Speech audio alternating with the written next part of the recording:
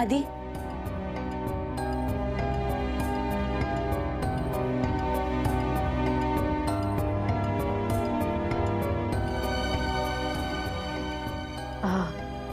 आप कल की पूजा के लिए फूलों की माला बना रही हैं? हाँ बेटा। हम आपकी मदद करें? हाँ बेटा, इसमें कौन सी बड़ी बात है।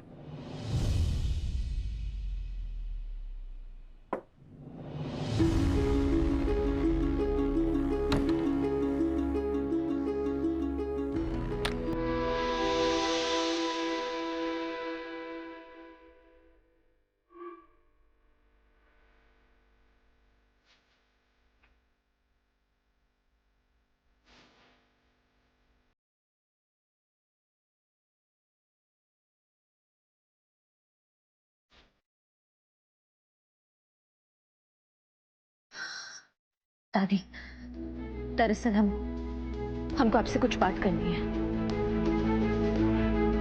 और हमने ये भजन इससे लगाया क्योंकि हमें ऐसा लगता है कि हर वक्त हमारी कोई बातें सुनता रहता है।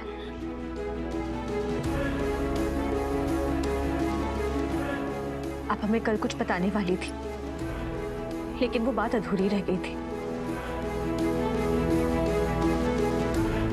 लेकिन उस बात को आज आपको पूरा करना होगा। दादी, बताइए हमें कि वो क्या राज है जो आपने अपने दिल में छुपा रखा है।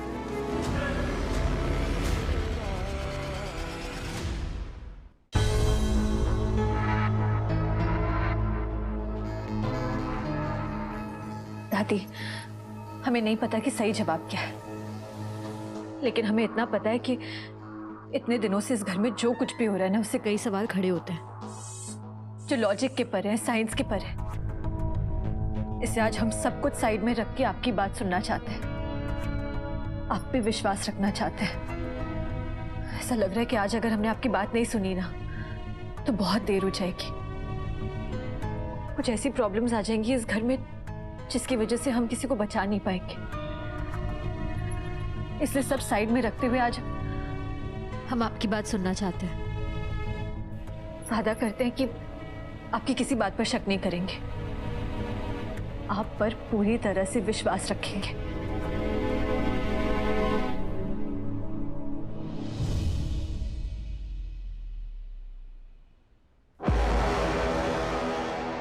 पच्चीस साल पहले जब हमारे शिव को नाग ने काटा था,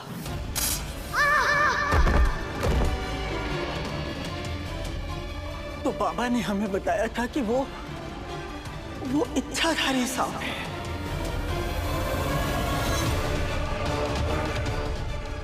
बाबा ने बीन बचाकर उसी नाग को वापस बुलाया और उस नाग ने शिव का सारा जहर चूसकर उसे फिर से जिंदा कर दिया।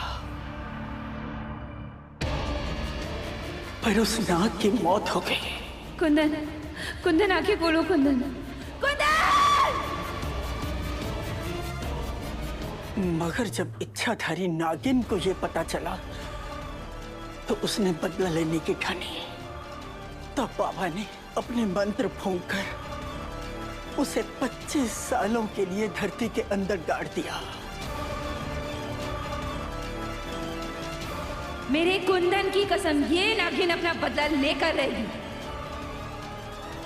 उनके गुरु नागराज ने उस इच्छाधारी नागिन को 25 सालों के लिए जमीन में गाड़ दिया था।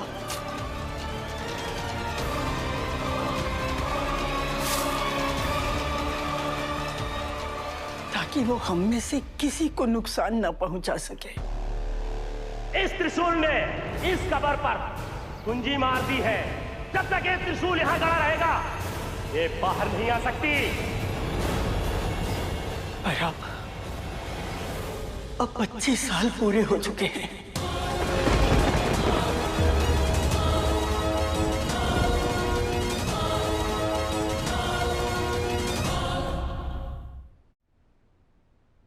और वो नागिन जमीन से बाहर आ चुकी है।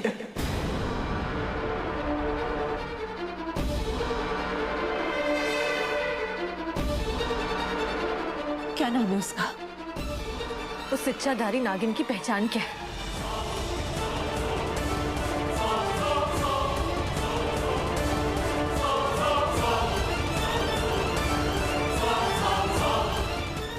कार्तिक की रगों में इस घर का खून ही नहीं बल्कि मेरा जहर भी दौड़ता है। तू अगर सबको बताएगी कि मैं नागिन हूँ तो मैं तो फिर नागिन वाला काम करूंगी ना।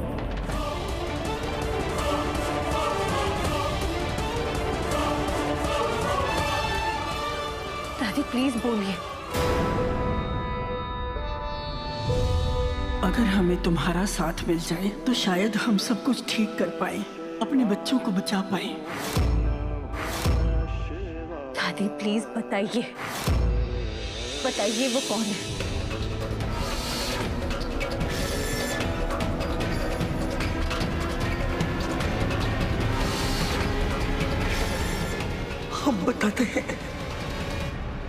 हम बताते हैं बेटा कि वो कौन है।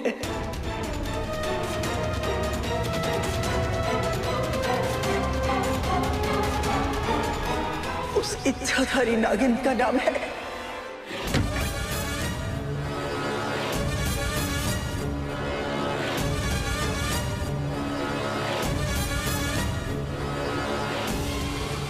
शिव। क्या हो गया?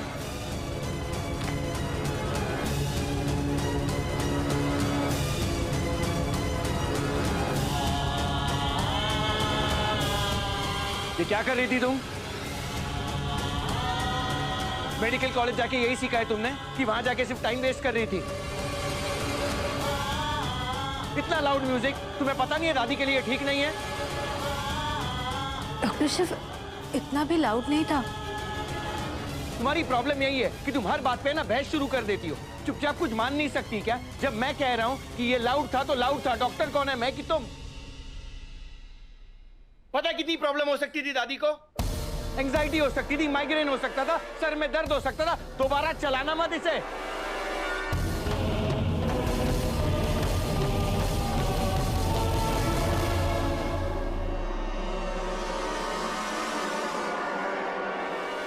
डॉक्टर शिव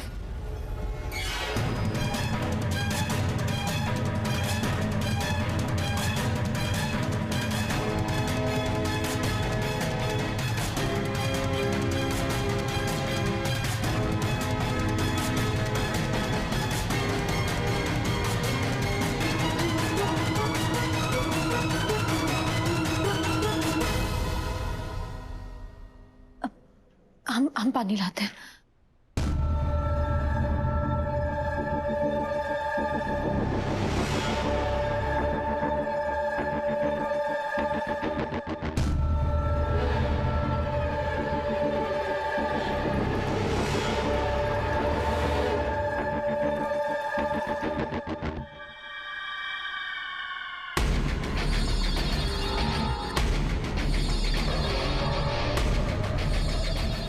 मैं तो यहाँ इस वजह से आया था कि दादी को हमारे राज बताने से रोक सकूं, पर मेरा यहाँ रहना ही सारे राज बाहर ले आएगा। क्या करूं?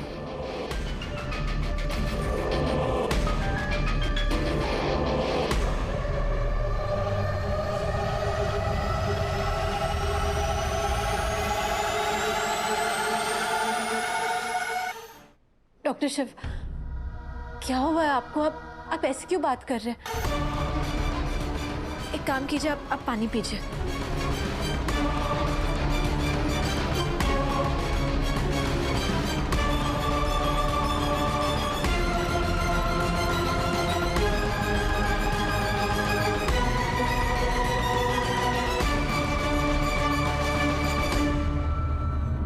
ये सब छोड़िए, पापा आपको बुला रहे हैं, जाइए।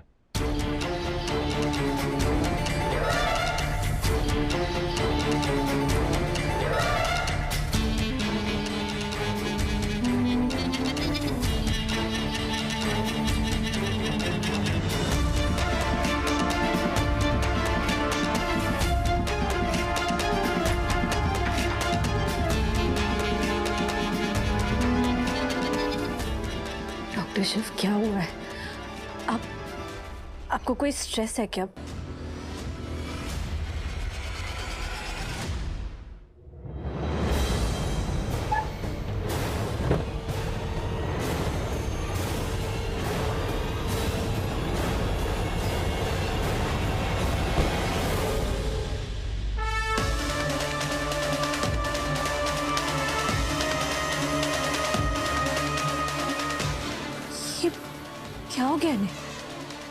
ऐसे क्यों बिहेव कर रहे हैं? डॉक्टर शिव को कई बार गुस्सा होते देखा, लेकिन आज तक ऐसा गुस्सा कभी नहीं देखा हमने। ऐसा लग रहा है जैसे ये है ही नहीं, कोई और है। हमें इनसे बात करनी चाहिए।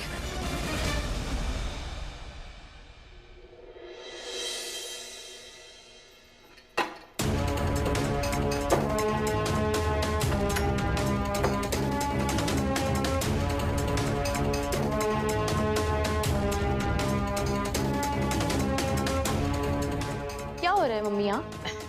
देख बेटा, मेरी बात सुन। मैं तुझे बताती हूँ, अगर तुझे संसार चलाना है ना, तो गुस्सा तो बिल्कुल भी नहीं करना है, समझी ने? और अपने पति से जो भी गलती हुई ना, उसे माफ कर देना चाहिए। हाँ? कीर्तन की गलतियाँ?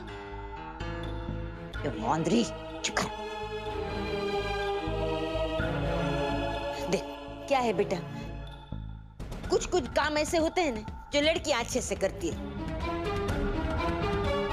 और कुछ काम ऐसे होते हैं जो लड़के अच्छे से करते हैं। और अगर कभी लड़के ने लड़कियों वाला काम कर दिया, जैसे कि सब्जी लेकर आए, तब सब्जी लाने में थोड़ा ऊपर नीचे तो हो ही जाएगा ना, तो उससे गुस्सा नहीं करना चाहिए, सुनाना भी नहीं चाहिए,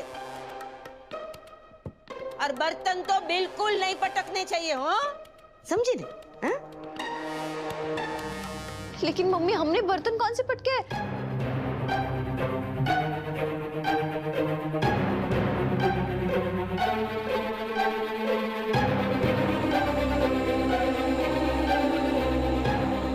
मम्मी, हमें ये तो समझ में आ गया कि आप हमारे कंधे पे बंदूक रख के गोली कोयल पे चला रही थी, लेकिन हमें ये बताओ कि हुआ क्या है?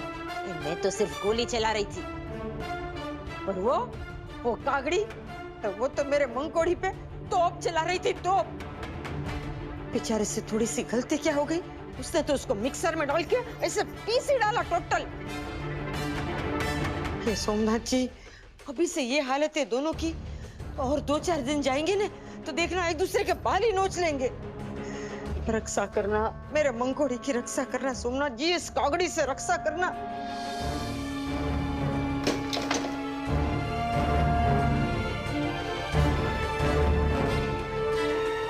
हमें सुनाती थी कि हमें घर चलाने नहीं आया। अब जब ये फेल होगी ना, तो हमें भी इसे सुनाने का मौका मिल जाएगा।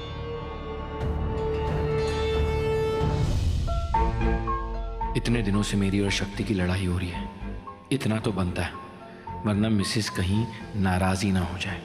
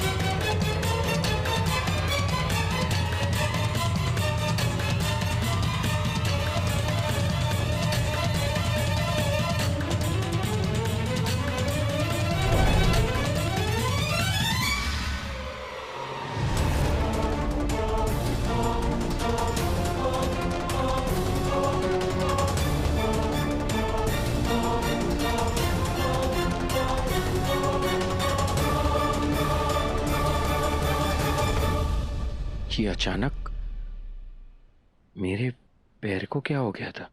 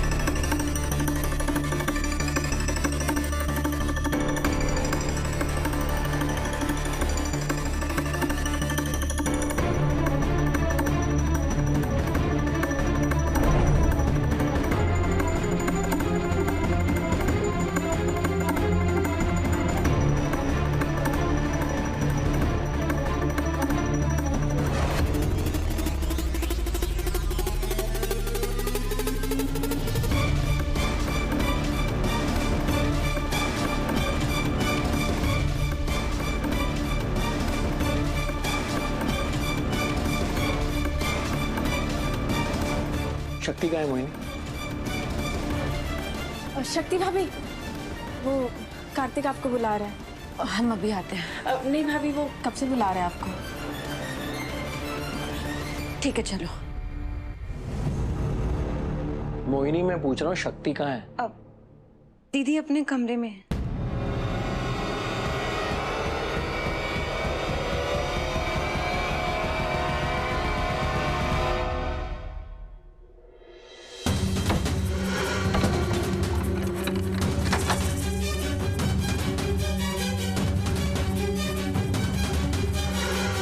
मुझे तुम्हें कुछ बताना है।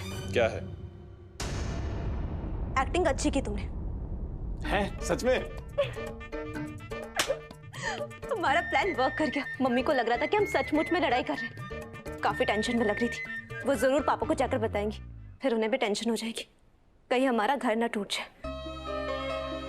बस उसी को बचाने के लिए फिर वो हमसे बात करने लगेंगे और हम उन्हें मना लेंगे। बहुत बढ़िया।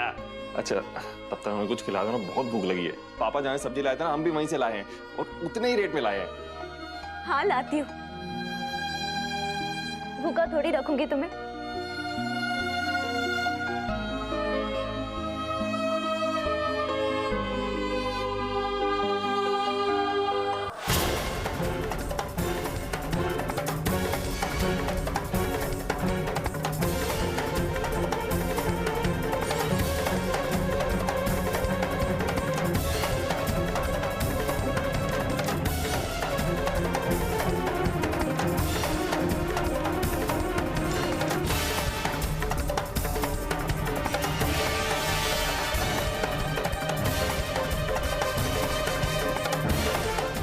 रक्षा कवच बहुत ही शक्तिशाली है। उसे हाथ लगाती ऐसा लगा जैसे उसने मेरे प्राण खींच लिए हों।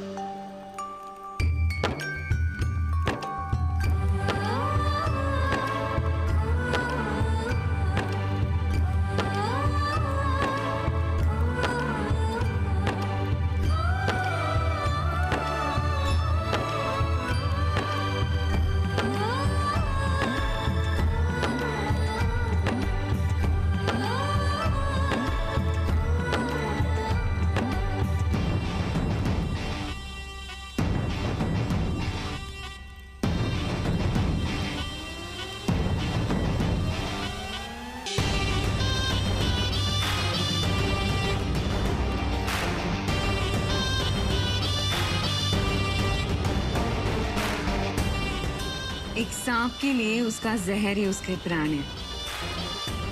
उस रक्षा कवच की वजह से तुम्हारा जहर सूख गया था।